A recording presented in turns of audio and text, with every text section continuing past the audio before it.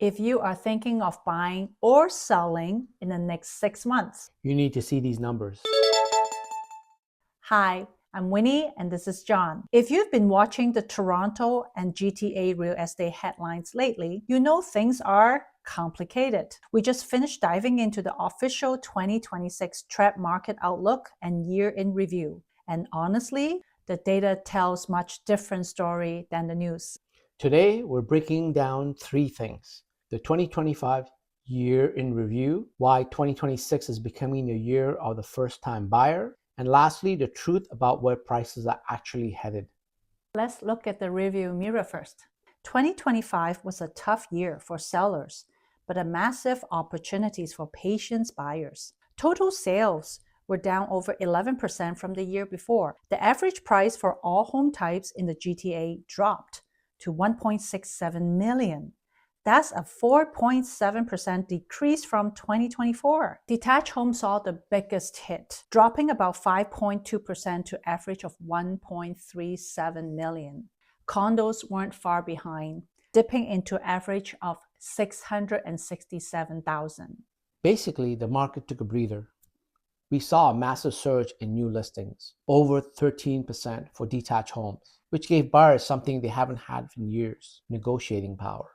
So, what's the plan for 2026? TRREB is forecasting two different stories for each half of the year. In the first half, expect more of what you saw in 2025.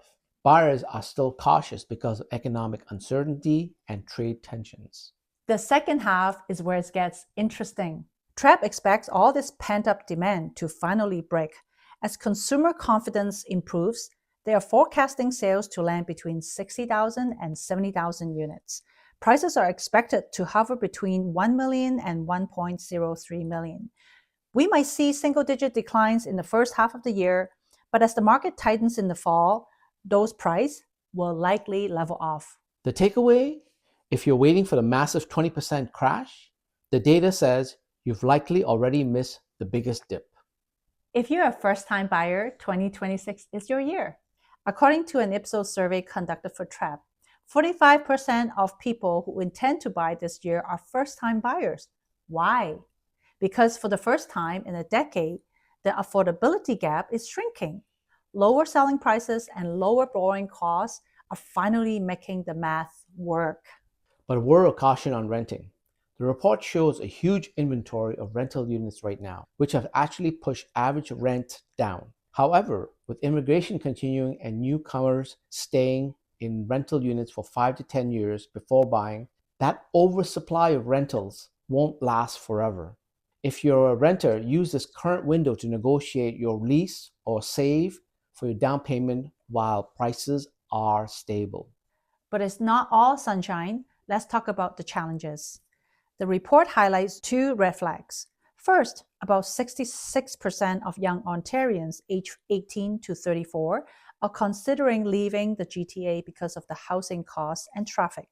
Fun fact, traffic congestion is costing our economy $44.7 billion a year. Second, new home sales are at an all-time low. Builders have pulled back on new projects, which means in 3 or 4 years, we might face another massive supply shortage. If you're looking at new construction, there's a record high of 2 years worth of inventory sitting right there. This is a rare moment where you might find builders willing to offer serious incentives. From everything that we have outlined, it's evident that 2026 market is all about leverage. Sellers need to be realistic on pricing, and buyers need to be ready to move when the right deal appears in the first half of the year. If you want a copy of the specific data for your neighborhood, whether it's in York, Peel, or downtown Toronto, drop a comment below or send us a DM. We've got the full breakdown ready for you. Well, don't forget to like and subscribe for more GTA market updates. We're here to help you make sense of it all. See you next time.